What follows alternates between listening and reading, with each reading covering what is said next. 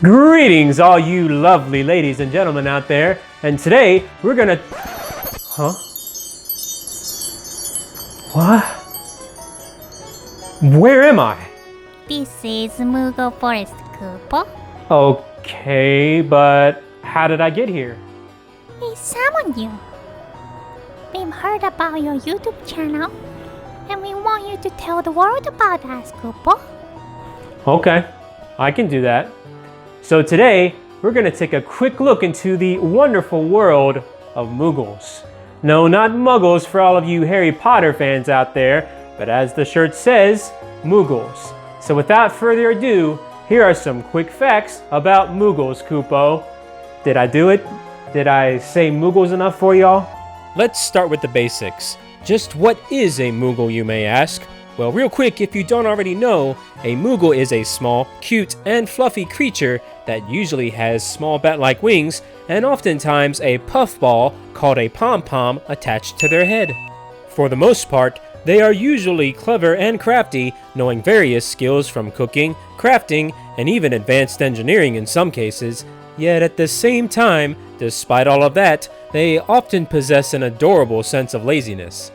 As for their significance though, they are a reoccurring species within the Final Fantasy series of games. Now, Moogles have made some cameo appearances in various games outside of Final Fantasy as well, such as the Kingdom Hearts series, Dragon Quest, and even Mario Sport Mix and Mario Hoops 3-on-3 to name a few. And yes, you heard me right, Moogles were featured in Mario spin-off games. This was primarily due to the fact that both games were developed by Square Enix, who are behind the creation of the Final Fantasy franchise. Yet when did the Moogles actually debut?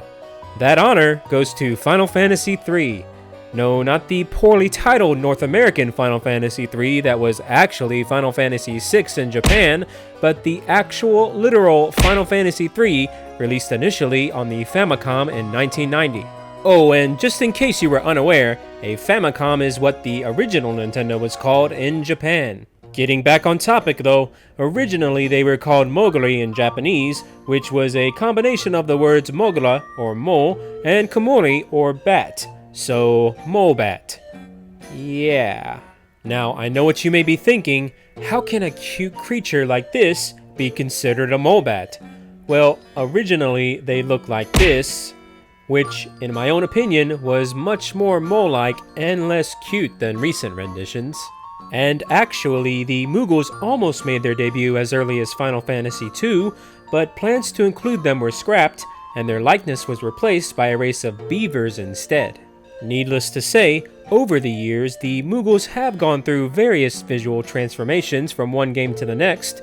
Some are minor, while others are quite obvious.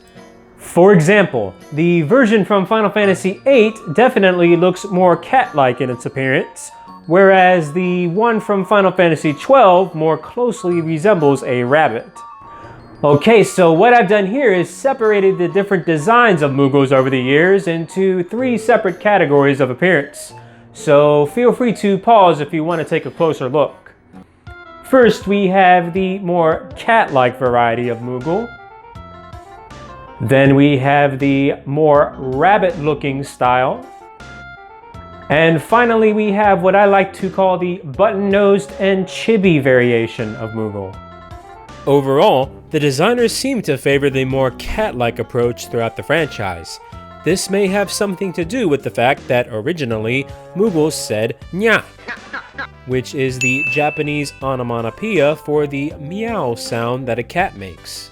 That sound or word was eventually changed to Kupo, where Moogles usually insert it either at the end of a sentence, in the middle, or they'd even use it as the sole word within a phrase to help express their emotion at the time.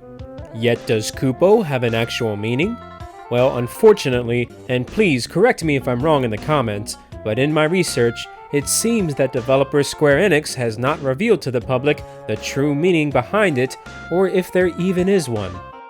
However, given that the initial sound was that of a cat's meow, Kupo could simply just be a noise that these adorable bundles of fluff sound out. So question, which came first, the Kupo or the Kupo nut?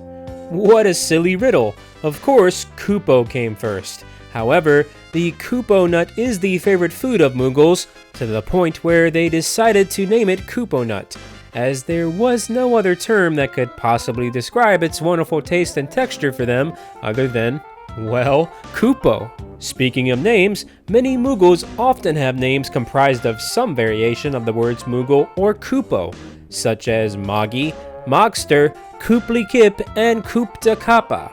On that note, it's time for a pop quiz. Do you know what the most used and arguably most popular Moogle name is? If you answered Mog, that's correct. You can give or take a couple, but ultimately, counting cameo appearances, a Moogle has used the name Mog in over 10 different games. That trend started with the debut of the playable Moogle named Mog in Final Fantasy VI. Speaking of important Moogles, did you know that there is a Moogle King? Well, actually there have been a couple that have popped up since the time of this video, but perhaps the most famous is known simply as Good King Moggle Mog, who made his debut in the MMO Final Fantasy XIV, where players have the option to engage a representation of him and his Moogles Guard in a fierce battle. King Moggle Mog even has his own theme tune, which you're listening to now. However, that wasn't the first piece composed for the purpose of accompanying Moogles. That would be the infamously derpy jingle known as Critter, Tripper, Fritter.